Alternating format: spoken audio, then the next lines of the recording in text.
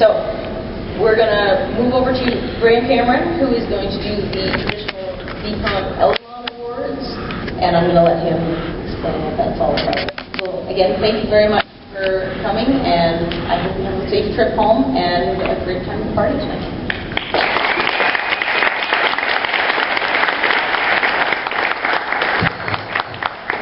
Well, a lectern. I've always wanted a lectern. I'd like to have one in my den at home. Actually, just in case there were no microphones, I had asked for a lectern so that standing up I could project better, because I'm normally soft-spoken, and people in the back always go like this. So I'm hoping you can hear this. Oh, yeah. And just give me a moment to sit up here. I can do it without revealing the Elrons before they're ready. I wasn't present at much of the convention because I was at home most of the time preparing notes for my 2 lectures in the panel on the Elron Awards. But I want to thank everyone who showed up for the lectures. Had a lot of fun.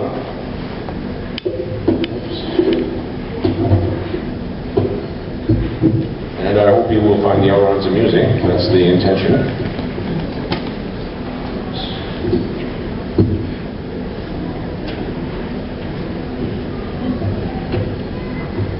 Carefully chose this bag so that it wasn't see-through, so you wouldn't see the Elrons before they were ready to go.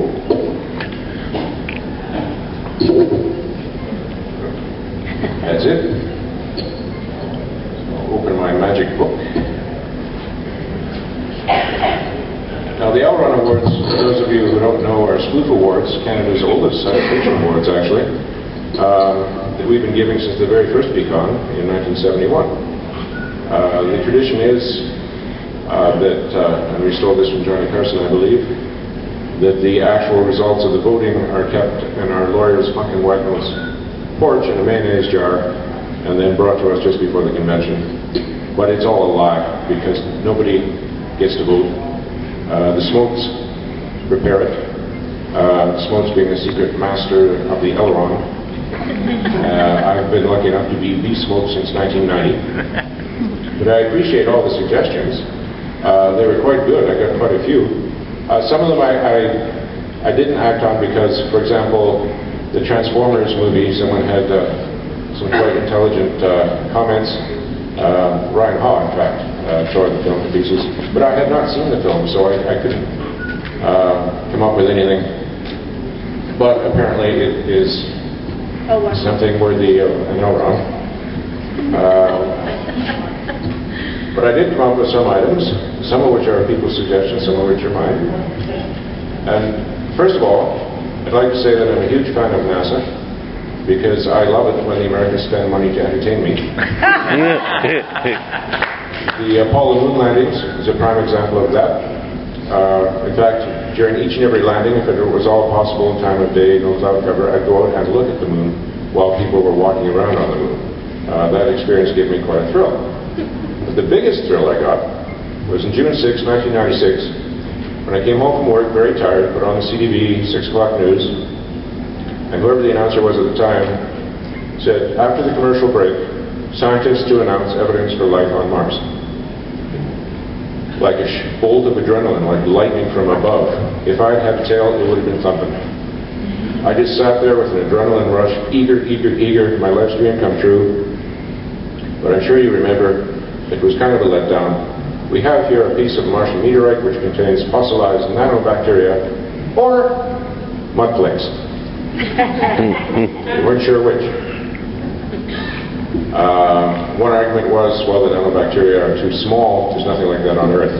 Turns out they've recently found nanobacteria on Earth exactly the same size, so maybe still hope. Well, recently I had a lesser disappointment. Some time ago I heard about NASA's Lunar Challenge contest, where they would award a prize of $100 million to the first team, civilian team, to land a gizmo on the surface of the moon and have it hop about collecting samples. And I thought, that's cool.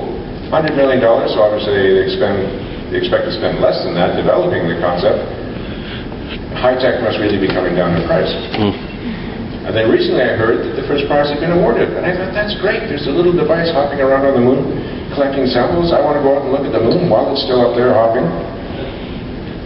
Then I looked it up online, and I was disappointed to learn that the contest was for building and testing on Earth a device capable of hopping around on the moon. Now, it's my fault that I misunderstood, but I blame NASA anyway. So, to NASA I award the special mud flake hopper Elron.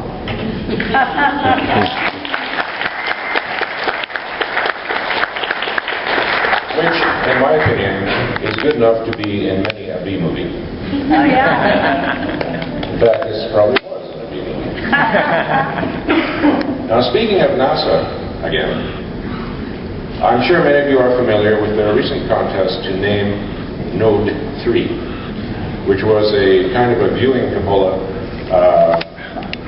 great deal of empty space in it for the astronauts to play in, that would be connected to the space station, and it has in fact been connected to the space station. It has multiple windows, at least 5 or 6. Now, Stephen Colbert, who is my favorite political analyst, mobilized the Colbert Nation to send in votes for him, that it should be named Stephen Colbert. Now, NASA offered in the contest 4 names they would like for you to choose from. Exciting names like Earthrise, Legacy, Serenity, and Venture. But the 5th name could be your own suggestion. Send it in online. 1.2 million people voted, which is amazing. Well, the second choice, the second runner-up was Serenity. Probably all the Firefly fans voted. Third was Gaia, sort of the Mother Earth concept, or the living Earth concept. 6th, don't ask me why, Buddy. And others included Amazonia, My Yearbook, and even the Scientology galactic overlord, Zeno. But number 1 was Stephen Colbert with more than 200,000 votes. On March 23rd, 2009, NASA announced the winning name, Tranquility. To quote the contest, which I looked up online then, the results are not binding on NASA, and NASA reserves the right to ultimately select a name in accordance with the best interests of the agency. Bummer. Stephen Colbert was outraged, the Colbert Nation was outraged, it just wasn't fair. One congressman said he was going to pass a law forcing NASA to accept the name, but not necessary. On April 14th, Sunita Williams, a female astronaut, and who is the world record holder for the amount of time a female has spent on a single mission in space, 195 days on the space station, announced that the treadmill in Node 3 would be named Colbert. COLBERT, which stands for Combined Operational Load-Bearing External Resistance Treadmill.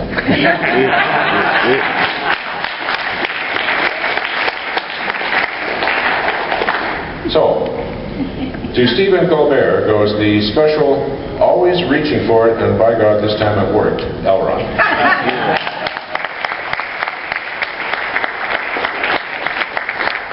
He had offered, while the contest was still running, that they could name the urine receptacle collector after himself, but they didn't take him up on that, unfortunately.